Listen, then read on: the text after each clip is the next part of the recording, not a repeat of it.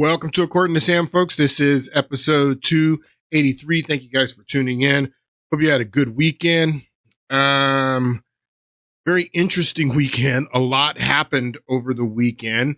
We're in the third week of the second Trump administration, and it's coming at us so fast. There's so much going on. Again, Trump's strategy is flooding the zone. He's hitting the Democrats with so much, and quite frankly, they haven't figured out how to message around what Trump is doing. As soon as they start messaging around one narrative, then he's hitting them with something else, and they have to, recalibrate and focus on this new thing that Trump is throwing at them. Well, one good thing for the Democrats, if you want to call it a good thing, is that they now have a new leader. The current leader of the Democrat Party is a man by the name of Ken Martin, and Ken Martin was the head of the Democratic Party in Minnesota. He's from the Twin Cities there in Minnesota, and he has just been elected the chair of the Democratic Party, which makes him the official leader of the Democratic Party until, because the Democrats have no power. They have no power in Congress. They have no power in the executive. They have no power in the legislative or the judicial branch.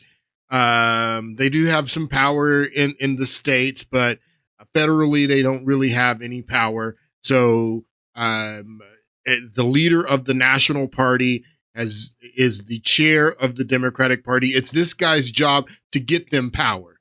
It's his job to hopefully help the Democrats win back the House of Representatives in 2 years in 2026, and then or next year, 2026. And then if he's able to help them win back the House of Representatives, the Speaker of the House will become the leader of the party. And if Ken Martin is successful or he doesn't even have to be successful, whoever becomes the Democratic nominee in 2028 will then be the leader of the party. So right now, the leader of the Democratic Party is Ken Martin. Again, he's just been elected to be the chair of the Democratic Party. Everyone is pointing out the irony that, especially in light of all the diversity, equity, and inclusion debates, that the Democrats would tap a straight white man to lead the party. But this is what they've gone with, Ken Martin, and it's Ken Martin's job to win Democrats back power in the next 2 years, and in the next 4 years, it's his responsibility. It is on his shoulders. It's not going to be easy. Not going to be easy. The forum that they had to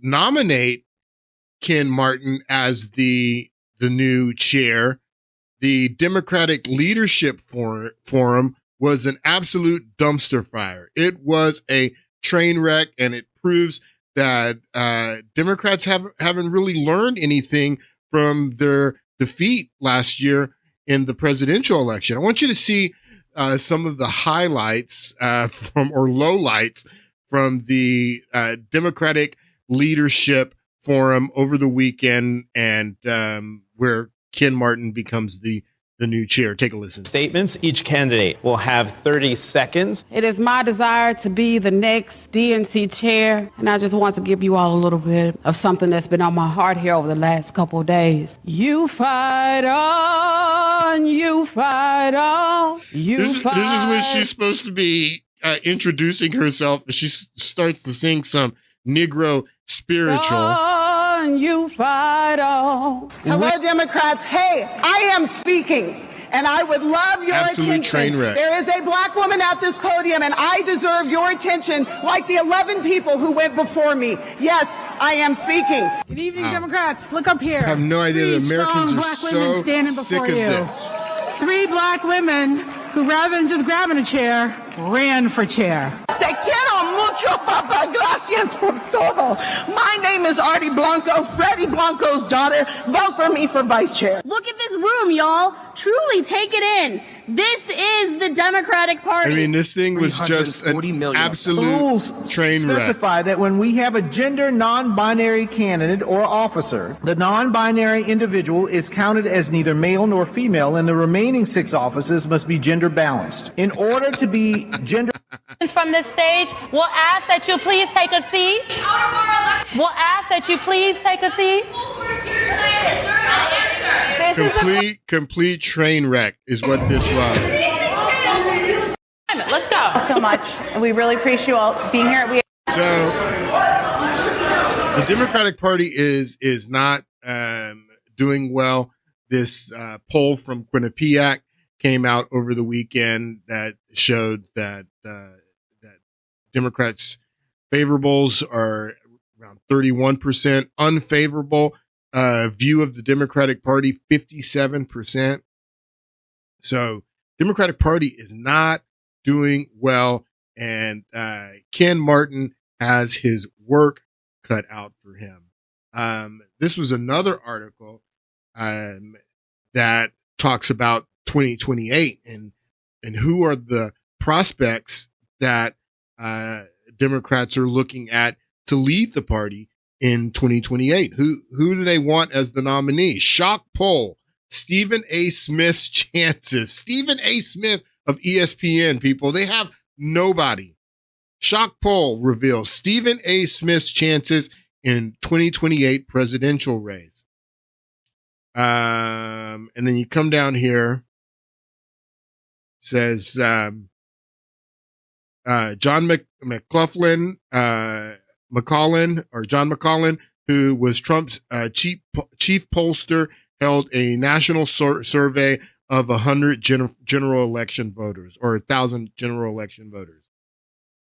Among the questions asked to these 1,000 people, thinking ahead to 2028 Democratic primary election for president, if the election were held today, among the following candidates, for whom would you vote? 2% said that they would vote for ESPN star Stephen A. Smith. 2% said that they would vote for Stephen A. Smith, this clown, for the Democratic nomination. It just shows you they have nobody. They are in trouble. They have nobody to lead this party. That is more than the likes of Beto O'Rourke. Stephen A. Smith, with his 2%, got more than Beto O'Rourke. Who ran for the nomination in 2020, and J.D. Pritzker. So Stephen A. Smith got more than J.D. Pritzker as well, the governor of Illinois, who both got 1%, Beto and Pritzker. So 2% for Stephen A. Smith. And then you see the chart down here, and I'll read because you can't really read the names, but Kamala Harris is number 1 with 33% from this poll. Kamala Harris, number 1. Pete Buttigieg with 9%.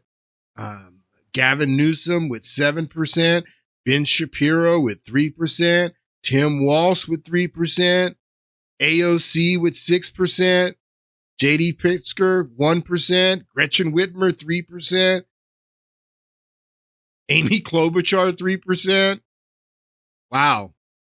And then undecided down here, it's Kamala Harris at 33% and undecided with 22%, and all of the rest of these stragglers trying to catch up. I mean, are you crazy? Could Kamala Harris be the nominee again in 2028? There's no way. But this just goes to show that they have nobody. They are in a lot of trouble. So what else happened this weekend over the past couple of days that got the Democrats all frantic and up in arms was tariffs. Trump kept up with his campaign promises to use tariffs, to implement tariffs to get what he wants. And over the weekend, Trump officially signs 3 executive orders imposing 25% tariffs on Canada and Mexico and 10% tariffs on China. So it's official. Everybody all weekend was freaking out, waiting for Monday morning, and the markets are going to crash. All of your grocery prices are going to go up. Everything that you get from Mexico and Canada is going to go up. All the fear mongering over the weekend. And a lot of that is because a lot of these people in the Democratic Party, because they don't have any candidates, they don't have anyone who who can win in 2028, quite frankly, that their only goal is for Trump to fail and for Trump to do bad and for America to do bad so that can boost them up because they don't have anyone. So right now, the Democratic Party is very anti-American. It's almost treasonous, but they are rooting for Donald Trump to fail and for Americans to fail so they can be thrust back into power. So all over the weekend, after Trump imposes these tariffs, they're all fear mongering. Oh, your grocery prices is going to go up. Your fuel prices are going to go up. Trump's going to be hurting you, is what they said. Well, these tariffs have already been paused. They haven't been removed. They've just been paused for 30 days. Is the deal that Trump made with both Mexico and Canada today. No deal's been made with China yet. And if you remember, Trump imposed tariffs on China in his first term as well, which Biden, he kept those tariffs. It's important to note. But as far as Mexico and Canada go, Trump has made a deal with them, but first Mexico this morning and then later this evening with Canada to pause for both of them. It says Trump pauses tariffs on Mexico and Canada for 1 month after talks with leaders. And what he got them to agree to, both of them, both Canada and Mexico, are going to agree to increase their military presence on their side of the borders to stop illegal traffic and legal border crossings from Mexico and from Canada. And that was the deal that they made just to pause the tariffs while they negotiate more permanent deals. So over the next 30 days, Trump administration is going to be negotiating more permanent deals with Canada and Mexico. And the deal that they made just to pause these tariffs for 30 days were that they would increase their military presence on their side of the border. I mean, people,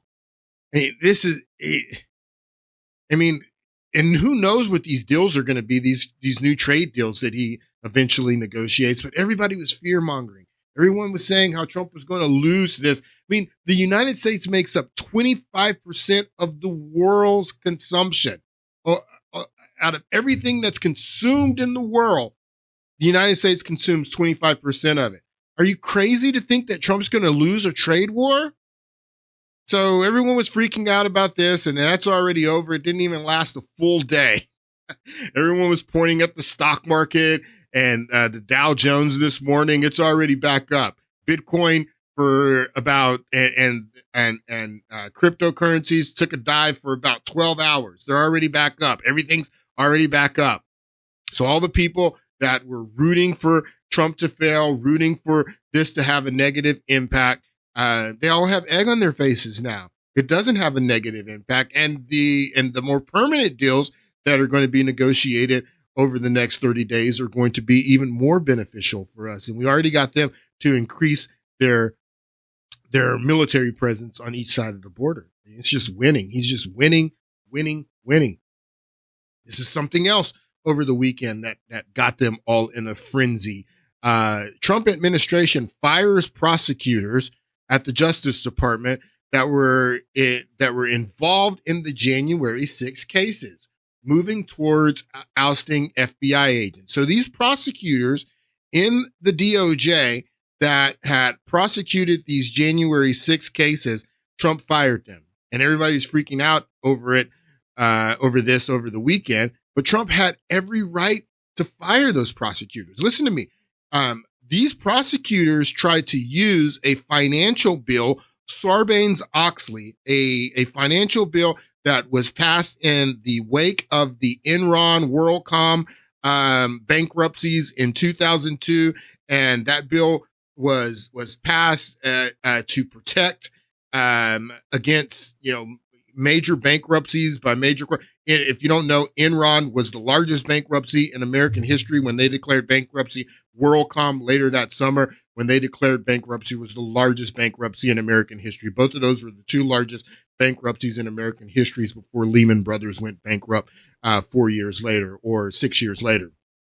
So the Sarbanes-Oxley bill was crafted much like the Dodd-Frank after the Lehman Brothers bankruptcy to prevent the things that had caused the Enron and WorldCom a banking collapse, the things that like Arthur Andersen, the accounting firm that Enron was using, that they were using to obstruct the investigations. And so that was put in there for that.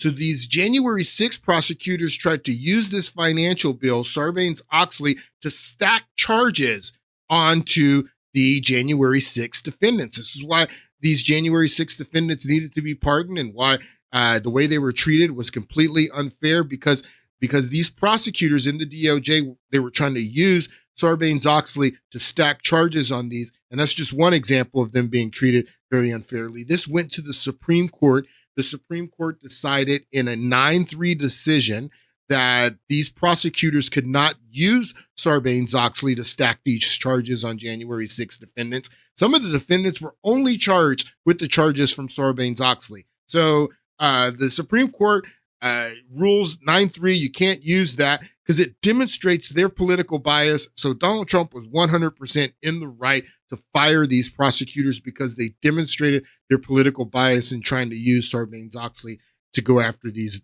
defendants and stack charges on them. So I just wanted to clear that up because this was something else that happened this weekend that everybody was freaking out about. And then today, the big freak out from the Democrats. Democrats freaking out that the Trump administration has told the employees at the USAID, the United States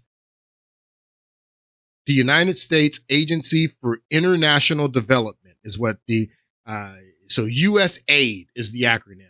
It's the agency that's responsible for foreign aid, for taking the money out of the United States and giving it to foreign countries all over the world. This agency, USAID, the Agency for International Development is what it's called. It's foreign aid. Just think foreign aid.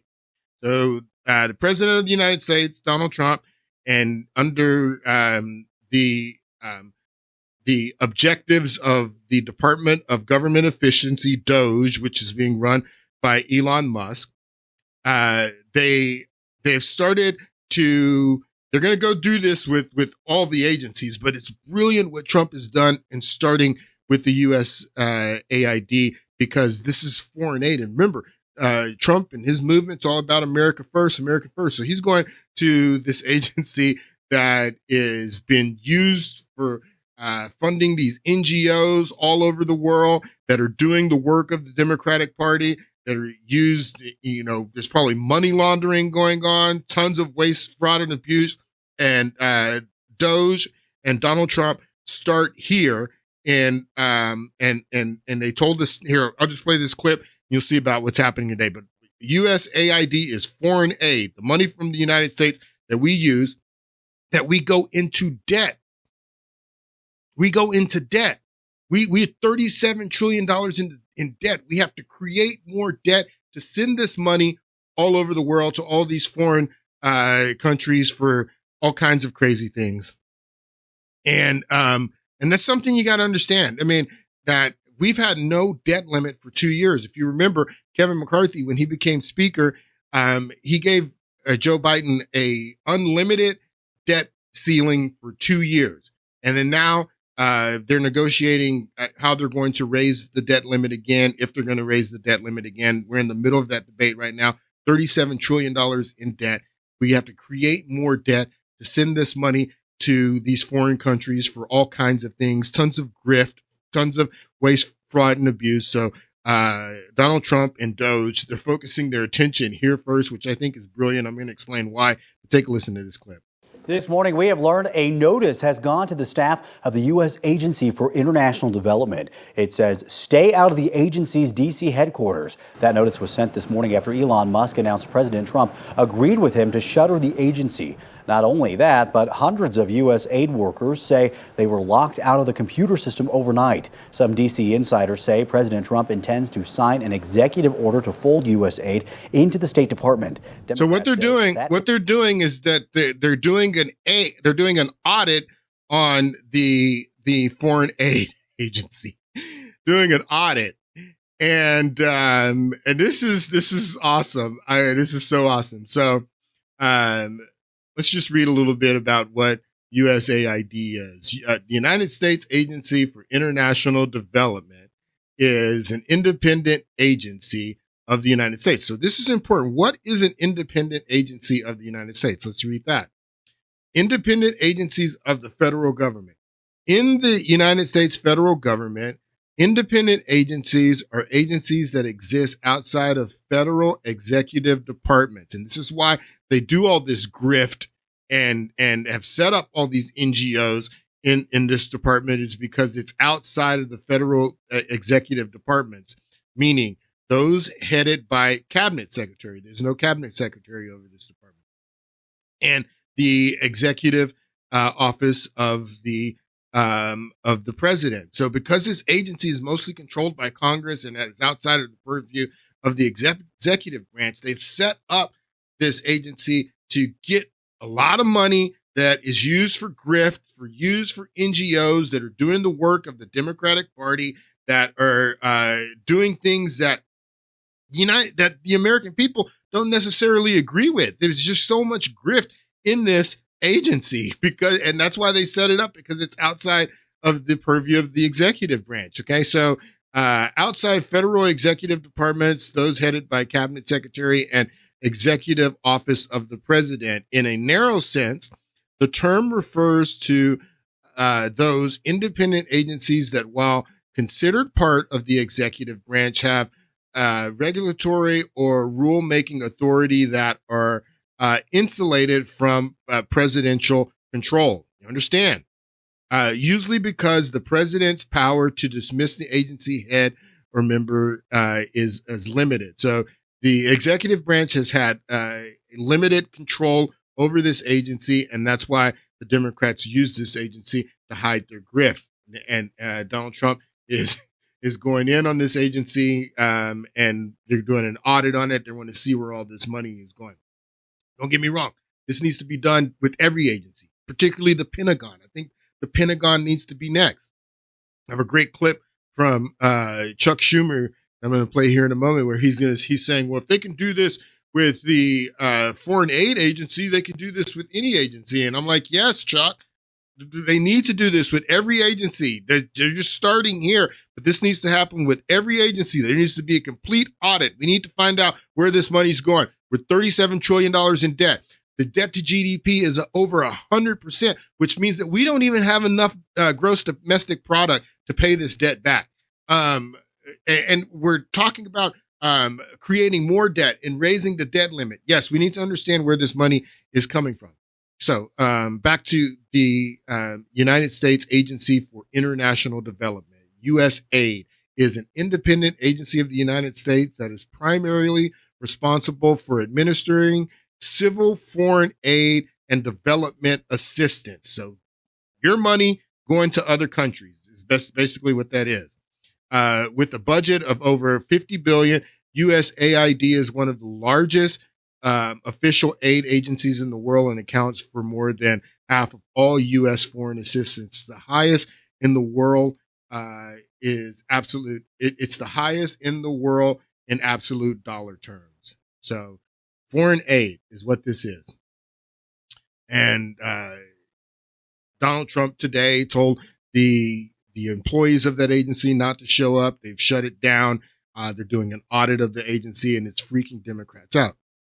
So this morning, Adam Kinzinger, Republican Adam Kinzinger, who was a Republican member of Congress who basically was a turncoat and was censored by the Republican caucus for his role in the January 6th committee, campaigned for Kamala Harris. He's basically a Democrat who wears an R on his name. This morning, he gets up and he gives Democrats an idea on how to handle what Trump is doing at U.S. aid. Okay, so take a listen to Adam Kinzinger here. Hey guys, today is February 3rd. It's been since January 24th since the House has been in session, and the Democrats have been home the entire time, the last 10 days that all this stuff's going on. Okay, here's an idea. I'm sick of typing this out, so here's an idea, guys. How about all these agencies where employees are being locked out of? How about you send members of Congress with those employees to walk them into work, or just send members of Congress to go into the building and investigate what these people are doing. Dare them to stop you because they can't. Okay, that's a free idea. Why is it that the former Republicans are the ones that are coming up with all the ideas? Get out there and do something. You're in the minority. Your message is your weapon. Use your message. Quit staying at home.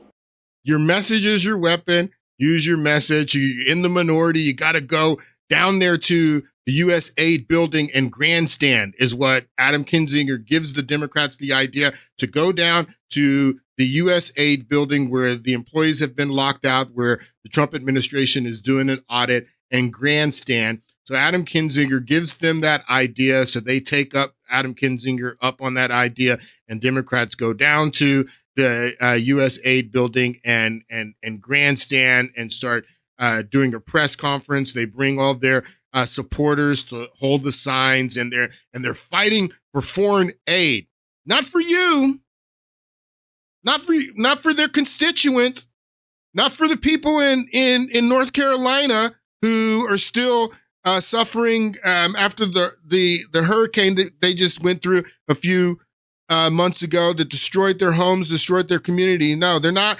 grandstanding for the people in North Carolina. They're not grandstanding for the people in Palisades in Los Angeles who just lost their home, who just lost everything. They're not grandstanding for the veterans on the streets. They're not grandstanding for their constituents here in the United States. They're grandstanding for foreign aid to send your money to other countries. That's why I think it's so brilliant that Donald Trump and Elon Musk started here, because this demonstrates that they don't care about you. I've never seen Democrats fight this hard for anything as they're fighting for foreign aid to send your money to other countries. They're not fighting for you. They're fighting to send your money to other countries. So they take Adam Kinzinger up on his idea to go down there to the U.S. aid building and grandstand to use your messaging. So that's what they do. Take a listen. Test.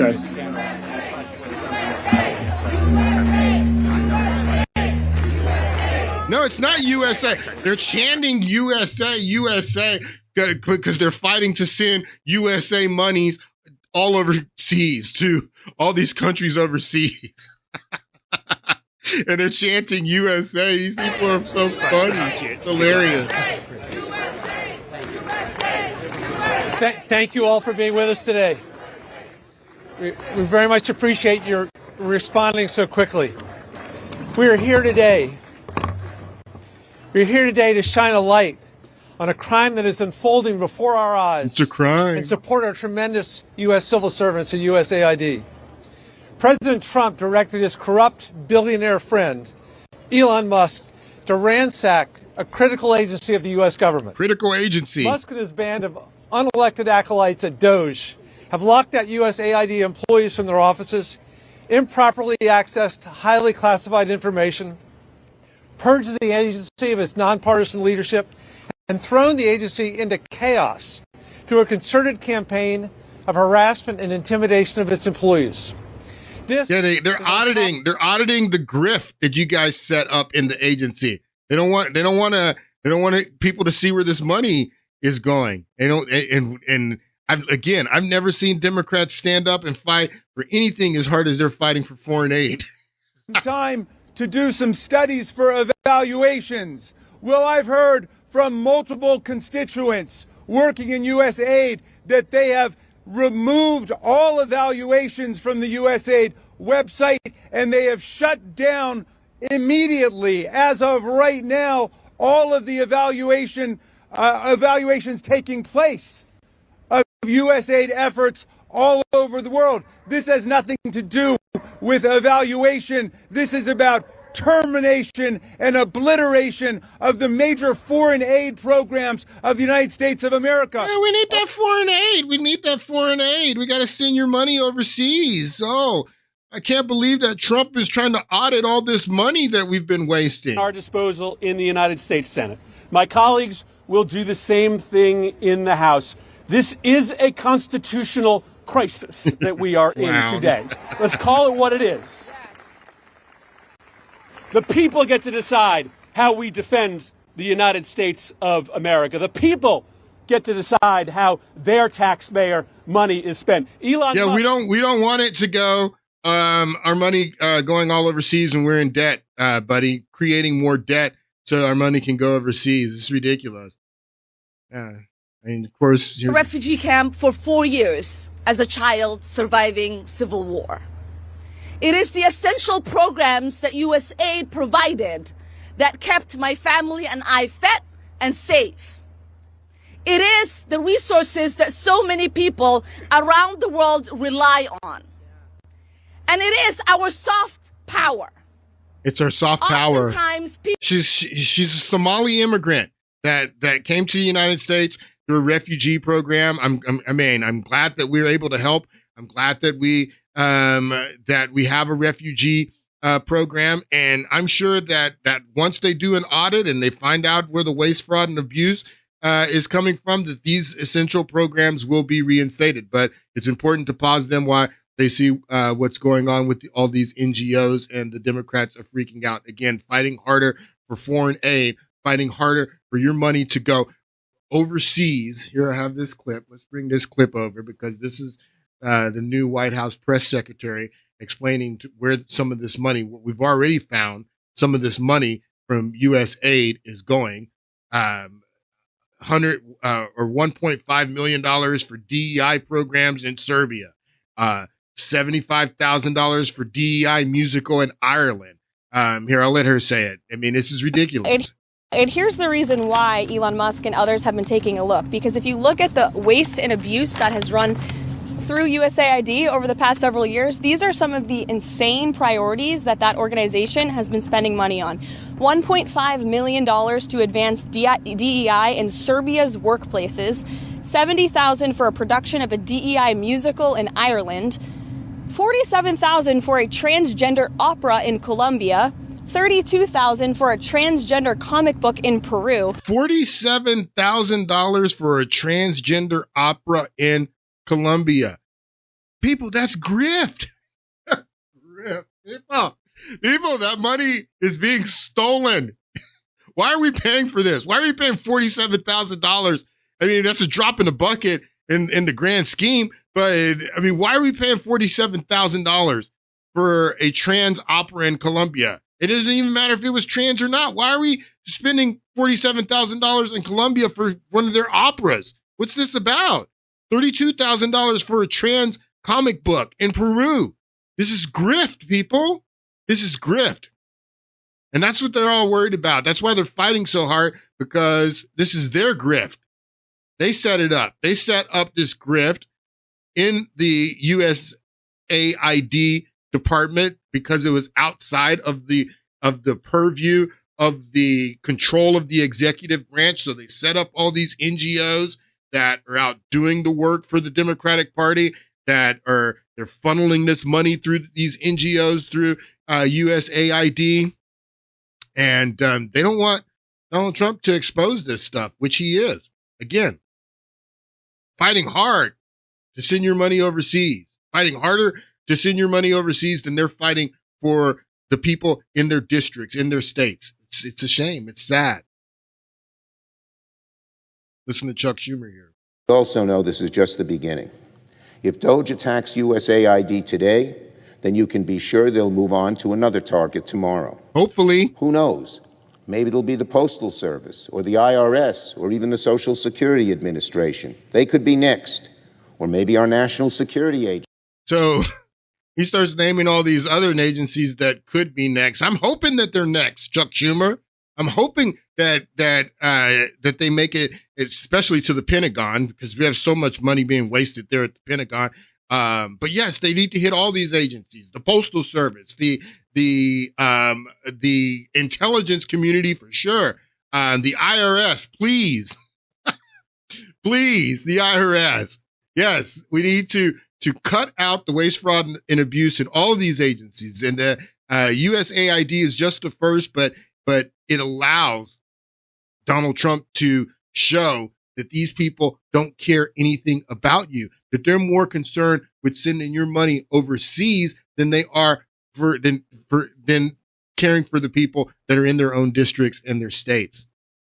All right, so I want to get back into Tulsi Gabbard and the confirmation hearing from last week. There was some things that I left on the table. I want to try to get to them before we close out today. None of these nominees have been voted on yet. Tulsi Gabbard, Pam Bondi at DOJ, Kash Patel. They haven't had a vote on him. They haven't had a vote on RFK yet. And I'm speculating that they don't have the votes, that there's some Republican holdouts that they're still trying to negotiate with, they're still meeting with, and we'll see when they have these votes. Quite frankly, there's going to be a recess coming up here in the next few weeks. I think it may be even next month, because we're in the beginning of February, probably be the first recess, the spring recess. You hate not to have your cabinet for those weeks and those next 5 to 6 weeks, because there's so much work that needs to be done. But if I was Trump, I would just wait for the next recess and appoint these people by recess. But we haven't had a vote for these nominees yet. They are controversial, is what we're hearing. Is they're not controversial. It's just that the deep state and the establishment doesn't like them, because they're going to come in and shake up the Washington bureaucracy as they were elected to do, and the establishment and the Washington bureaucracy, they don't want that to happen. But we were talking about Tulsi Gabbard in the last podcast, and we started talking about the FISA, Foreign Intelligence Surveillance Act, and particularly the 702,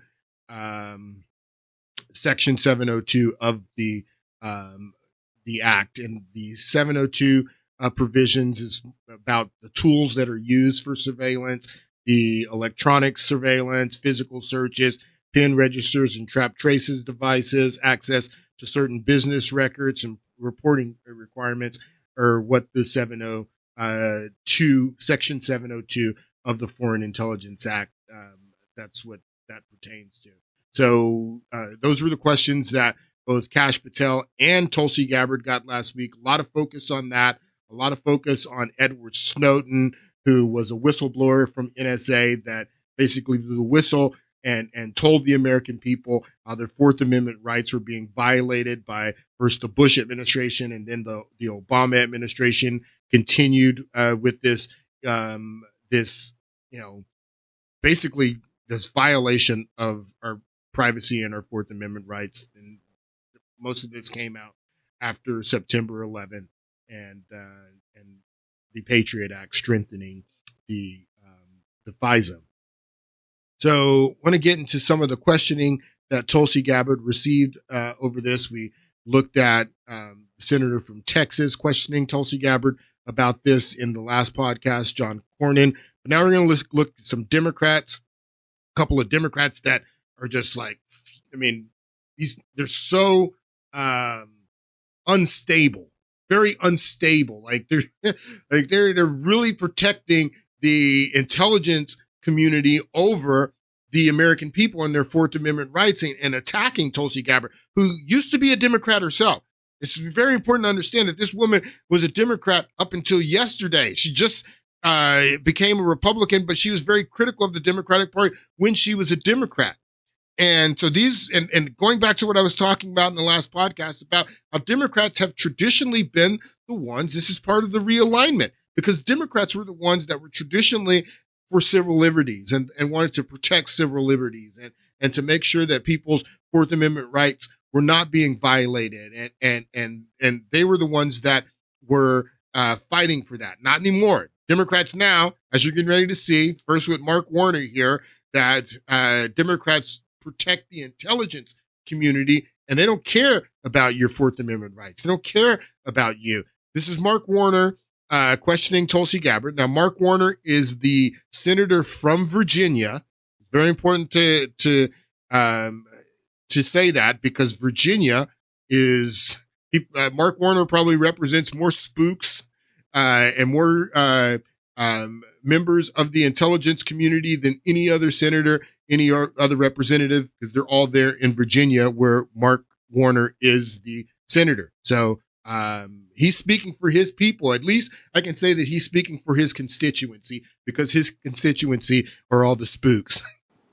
I'm making myself very clear. Edward Snowden broke the law.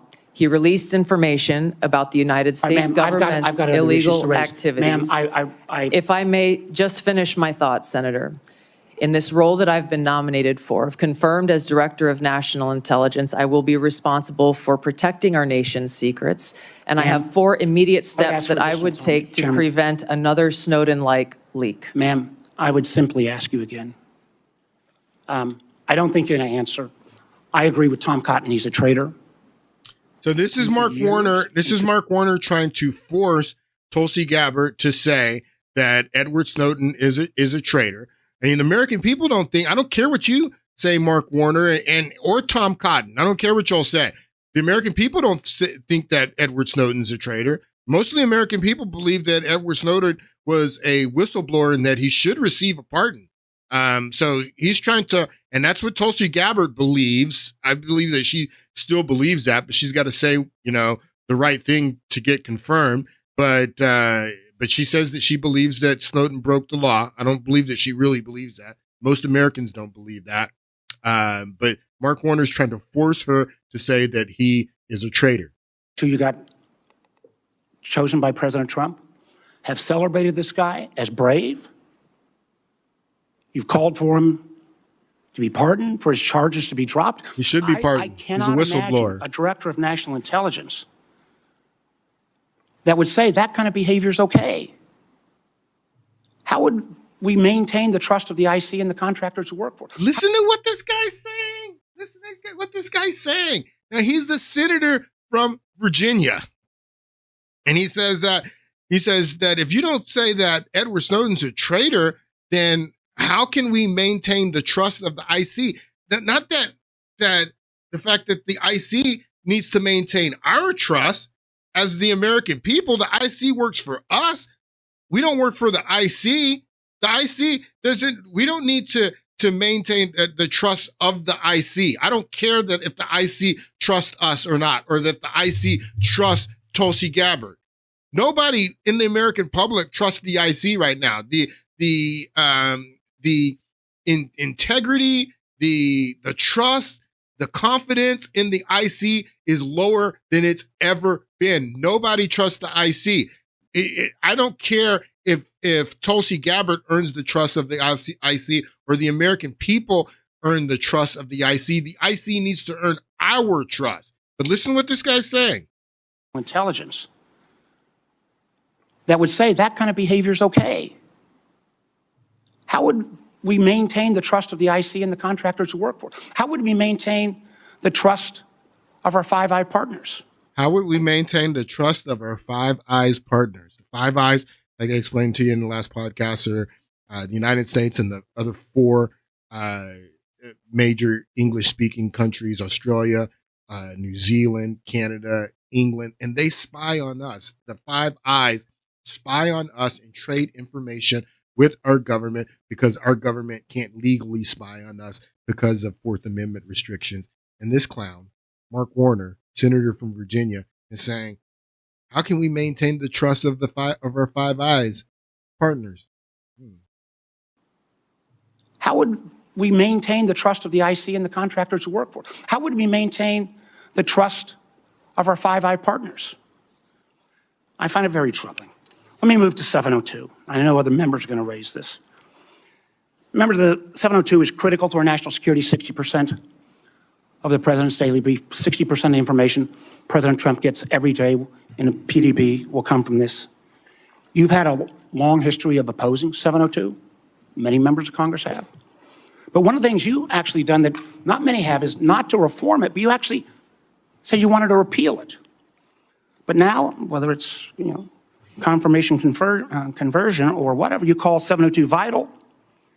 And I'm quoting, because of significant FISA reforms have been enacted since you left Congress. Ms. Gabbard, what are the reforms that have led you to now support 702?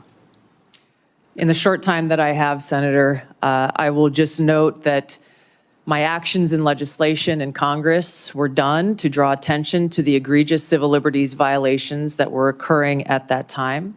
Ms. Gabbard, Ms.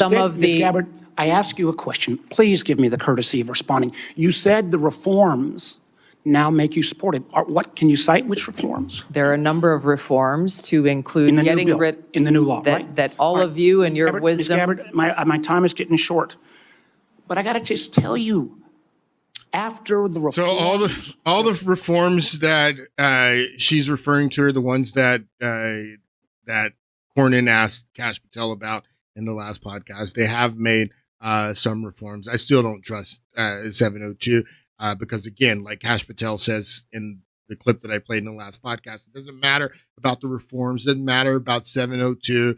If you have corrupt people in the IC, if you have corrupt people at the Justice Department, at the FBI, at the CIA, at the NSA, if you have these corrupt individuals, then they're going to find a way to bypass the restrictions that and the reforms that were made in 702. So that's what it's really about. This is a clip of Colorado Democrat Senator Michael Bennet, again, freaking out on Tulsi Gabbard because she's concerned about civil liberties and she won't call Edward Snowden a traitor.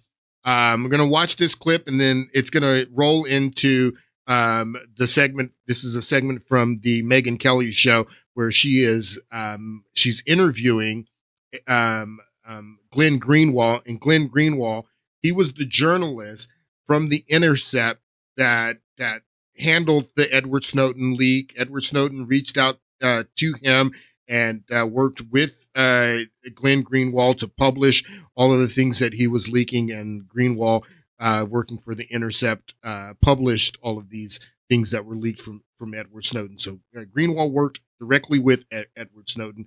We're going to first listen to Michael Bennet freaking out, blowing his top over the fact that Tulsi Gabbard won't call Edward Snowden a traitor.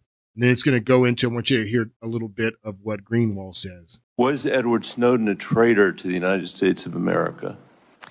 Senator, I will also repeat my answer. He broke the law. You said, Senator, if confirmed as Director of National Intelligence, I will work with you to make sure. Look at him freaking out, completely unstable. Why do you care? So why are you so defensive of the intelligence community when they're violating people's Fourth Amendment rights? Or who do you work for? Do you work for the American people or do you work for the intelligence community? And this guy's he's completely unstable, questioning her.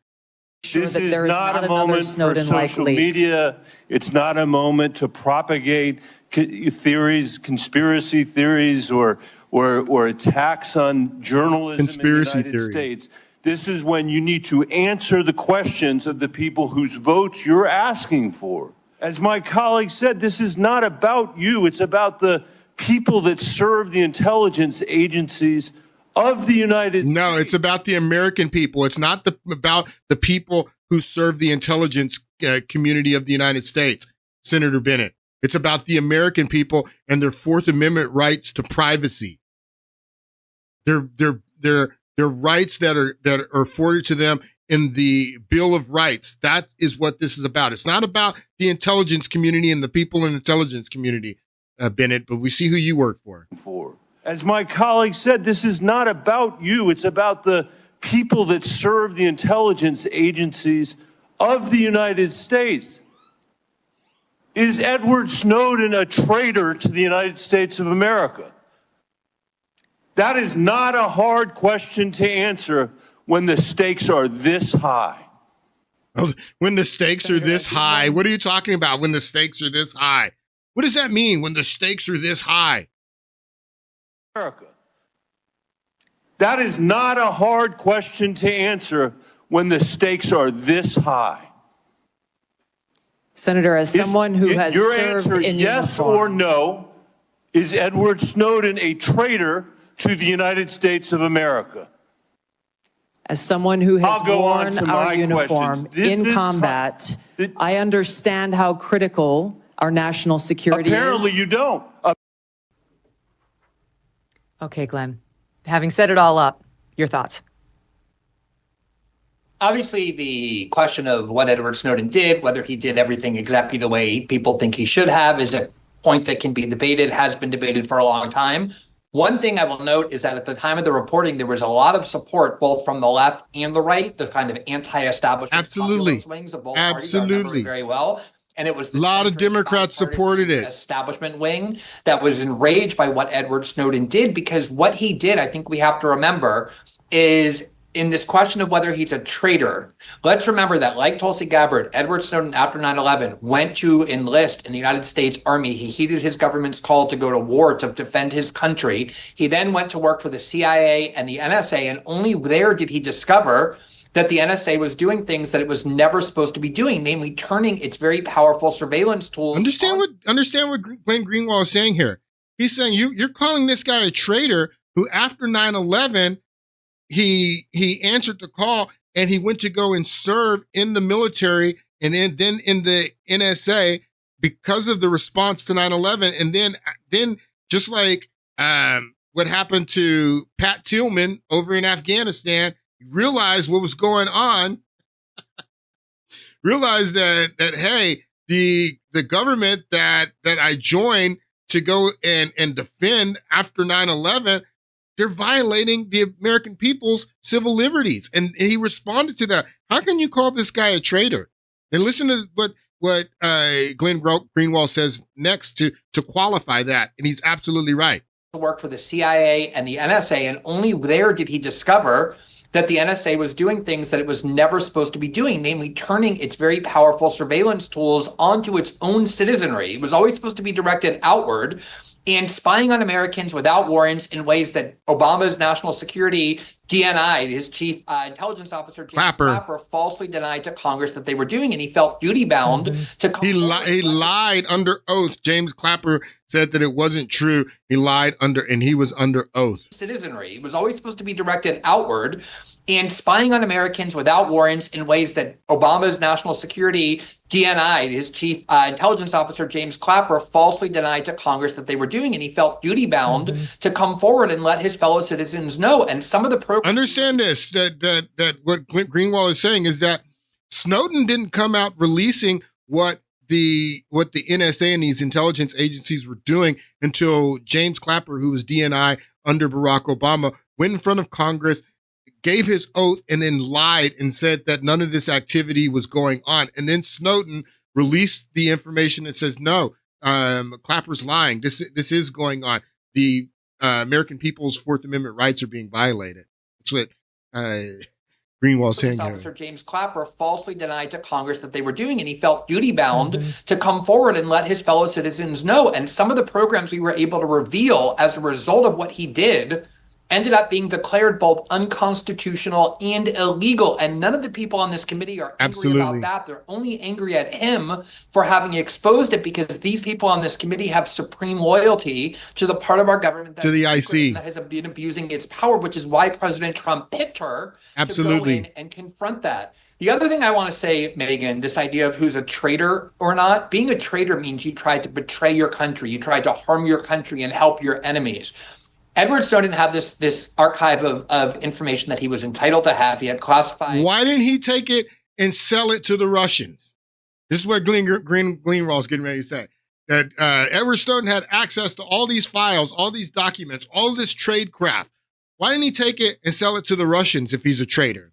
If he's a traitor, why didn't he take it to Iran and see if the mullahs wanted to pay him top dollar for this information? Or to China and say, China, I have this trade craft. I have these tools that I stole from the NSA. Pay me top dollar for it and I'll give it to you. That's what a traitor would do. This is what Glenn Greenwald is getting ready to say. That Edward Snowden didn't take this information and profit off of it. He took it and he exposed it to the American people. How's this guy a traitor? It means you tried to betray your country. You tried to harm your country and help your enemies. Edward Snowden had this archive of information that he was entitled to have. He had classified top secret security clearance. Think of all the things he could have done with that archive. He could have sold it to some foreign government or some group of non-state actors that made a huge amount of money. He could have passed it secretly to America's enemies. He could have dumped it all on the internet without regard to what it was exposing. That's what a traitor would do. He came to American journalists, myself, who was working at The Guardian, Laura Poitras, who was working with The Washington Post, and he said, exposed I only it. want you to reveal what is necessary to reveal that's in the public interest for Americans to know. And all the decisions that were made about what got released and what weren't were decisions that we as journalists made. He played no role in deciding what was released and what wasn't. And the vast majority of the archive to this very day was never released because we acted in accordance with his very conservative views about how the archive should be treated. So again, you can dispute things he did, say he should have done things in a different path. But the idea that he was a traitor when he could have done so many things to harm the United States and everything he did was about... He was trying to help the United States. He was trying to inform the American people about what was happening. And it's ridiculous to call him a traitor. Almost done. I want to play this interaction because if you remember something that we played in the last podcast that Tulsi Gabbard said in her opening statement when she's talking about, here, let's just play this clip. She says it here. As the president's principal intelligence advisor, I'll begin by leading by example, checking my own personal views at the door and committing to delivering intelligence that is collected, analyzed, and reported without bias, prejudice, or political influence. So reporting to the policymakers intelligence that is collected, analyzed is very important, and shared without bias and political bias is what she says. The collected, analyzed, personal views at the door and committing to delivering intelligence that is collected, analyzed, and reported.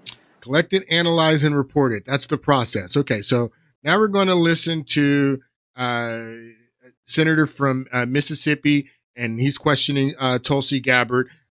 Take a listen. Colonel Gabbard, I was a member of the House of Representatives on 9/11, 2001. As a matter of fact, I was at the Pentagon that very morning when the attacks happened. Where were you when 9/11? We all remember where we were. Yes, I was in Hawaii. There was a 5 or 6 hour time difference.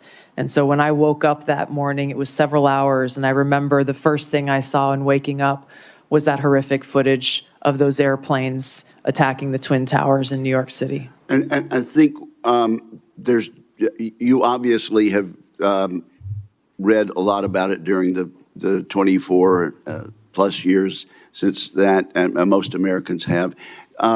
There's a general consensus that there was a massive intelligence failure that's caught us all by surprise, even though... Yeah, I don't know why that's a consensus, because there was no intelligence failure before 9/11. George Bush was warned that bin Laden was determined to strike in the United States. He was warned that they were preparing to hijack planes. There was no intelligence failure. That the FBI, they had the Zacarias Moussaoui arrest. All they needed was a warrant to search his things, which they didn't get, and they got obstructed by the FBI headquarters. The FBI agent in Phoenix that saw the Middle Easterners there at the flight school learning to fly, didn't care to learn how to land. He translates that information back to the FBI headquarters. Nothing was done. There was no intelligence failure before 9/11. They had plenty of intelligence to stop 9/11. They just didn't do anything. So I reject the fact that there was a 9/11 and intelligence failures before 9/11. They had plenty of intelligence. They wanted it to happen. 24 plus years since that, and most Americans have. There's a general consensus that there was a massive intelligence failure that's caught us all by surprise, even though the World Trade Center had been attacked earlier. Do you think stovepiping was a problem in our intelligence failure? There's no question about it, Senator. Oh, okay. Well, based on your reading, okay. Could you elaborate just Yes, a little? Yeah. absolutely, Senator. When we looked back at the post 9/11 reporting and the post assessments that were made, it was very clear that there was stovepiping of information and intelligence that occurred at many levels, at the highest, but also at the lowest levels, where information that was collected by the FBI, information that was collected by the CIA, was not being shared. There was almost ships passing. That's not true. That's not true. So what Tulsi Gabbard is saying here is absolutely not true. That's not what, first of all, that's not what stovepiping is. Stovepiping is not the process of not sharing intelligence with policymakers.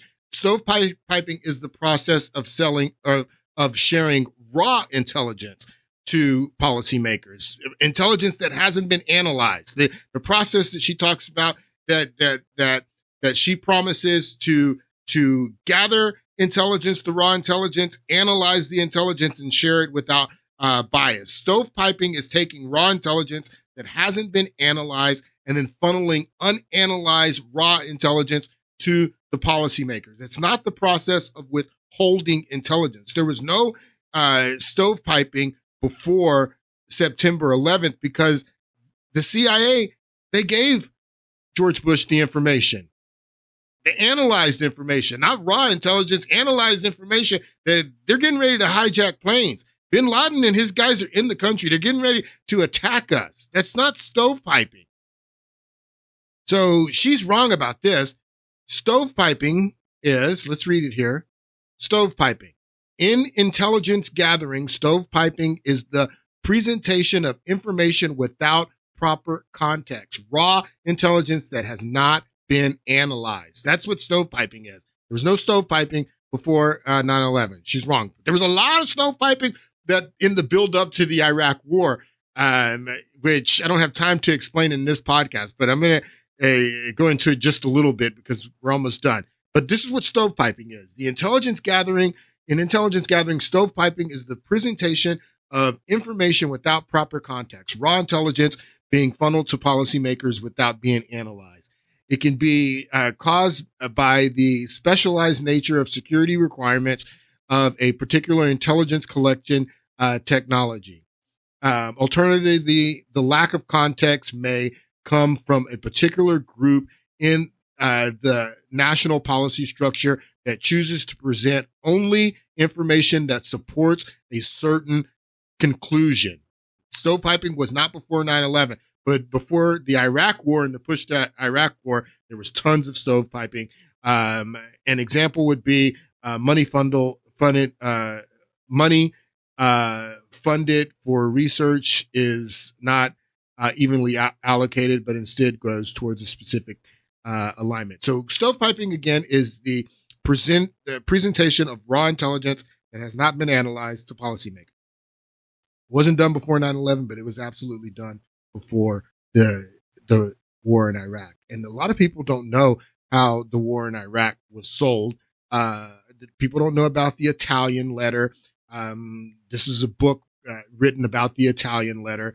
The book is titled The Italian Letter, The Forgery That Started the Iraq War. The single document that it was a forgery, that it wasn't a real piece of information. It was forged. It was raw intelligence.